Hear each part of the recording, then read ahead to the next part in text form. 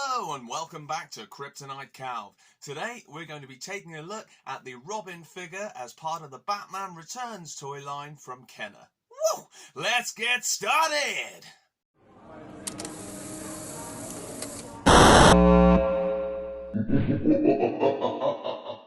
Batman Returns was directed by Tim Burton. It was released in 1992 and is the second of the Michael Keaton Batman movies, and it still has mixed opinions to this day. I absolutely love the film, and after the success of 1989's Batman, I believe the studio gave Tim Burton free rein to go ahead and make any sort of dark, twisted Batman movie he wanted, and he certainly did.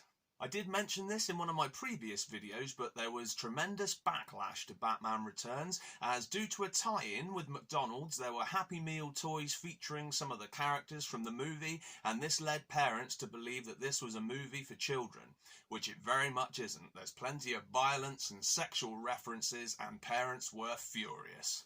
I saw in an interview from 1992 with a bunch of children on a chat show that basically said, and I quote, "This movie was a total attack against kids." This is absolute bollocks in my opinion, but you can understand how some parents were a bit miffed, but the film did have a 15 rating, so what do you expect? People tend to think there's too much emphasis on the villains in this movie and not on Batman himself. But come on! The performances in this movie are absolutely amazing. Michael Keaton brings it once again as Batman. Michelle Pfeiffer does an absolutely amazing performance as Catwoman, probably the best on-screen Catwoman we've seen since Julie Newmar in the 60s. And Danny DeVito's performance as the Penguin is absolutely fantastic. And if that was made in this day and age, he would definitely be up for an Oscar for that role. It's brilliant. The Penguin's backstory and just the way the Penguin behaves in this movie in general is truly haunting. It's such a nice touch to the movie and it keeps me engaged every time I watch it, which is usually about once a week. Back when scripts were being written for Batman 1989, I believe there were talks about including Robin in the movie, but the film set such a dark tone that I think the filmmakers decided it wasn't really necessary at the time to include Robin. But then, when the sequel come around, Robin was written into the script, and I believe he was supposed to make an appearance at the end of the movie, setting him up for a much larger role in the third film. A young Marlon Wayans was cast as Robin, who would appear at the end of the movie as an auto mechanic fixing Bruce Wayne's car, and he would eventually evolve into the character of Robin. As the script got more fleshed out and rewritten, it was decided that there were already too many characters in Batman Returns, so Robin got pushed back to the third film, which would be Batman Forever. However, Marlon Wayans had a pay-or-play contract and would be paid $100,000 without having to film a single frame of the movie. But he was ultimately cut, and when the sequel did arrive, he was recast with Chris O'Donnell. For more information and trivia on that subject, please check out my review of the Robin figure from Batman Forever, but you don't have to. God! It is unclear as to why Kenner decided to release a Robin figure even though he wasn't included in the movie, but I imagine they thought that if the movie was a success, then kids would still buy the figure. It is widely believed that this figure was created whilst Marlon Wayans was still in the role of Robin, so some people look at the hair and realise that it kind of has a sort of flat top hairstyle to it, and a lot of people think that Kenner simply whitewashed the figure to make it Caucasian, repainted it and released it anyway. This has been kind of debunked somewhat, as if you place the figure next to a picture of Tim Drake from the comics, it actually seems like that is the hairstyle they were trying to replicate and not a flat top hairdo, but you're free to believe whichever story you want. I personally would like to think that they tried to replicate the image of Robin from the comics, because if I was Marlon Wayans and found out that the figure had its skin painted a different colour, I'd be quite insulted, but that's just me. I mentioned in one of my previous videos that I would always love to own this figure. I'd seen it at a friend of mine's house growing up, and he had his sort of loose out of the box, and I knew that the figure was quite rare and hard to get a hold of, and I had no idea that I would actually own one for myself. It's brilliant, and I'm very lucky. My amazing fiance and stepdaughter actually went back to one of my previous review videos where I mentioned this figure and freeze framed it and then scoured the internet trying to find the exact one.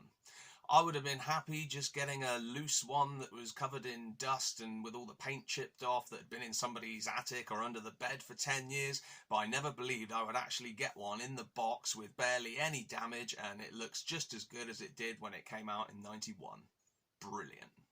I am panicking slightly as this figure is so nice that I want to hurry up and get it behind glass, but all of my cabinets are currently at max capacity, so I think I'll have to find an old fish tank and flip that on its head and make a makeshift cabinet out of that, because I don't want to knock this off the shelf and step on it. Ever since I've been a kid, I've been a massive fan of Robin, and I always kind of viewed this figure as the holy grail of Robin figures. I remember somebody asking me at school, how come there's a Batman Returns Robin figure when Robin wasn't even in the film?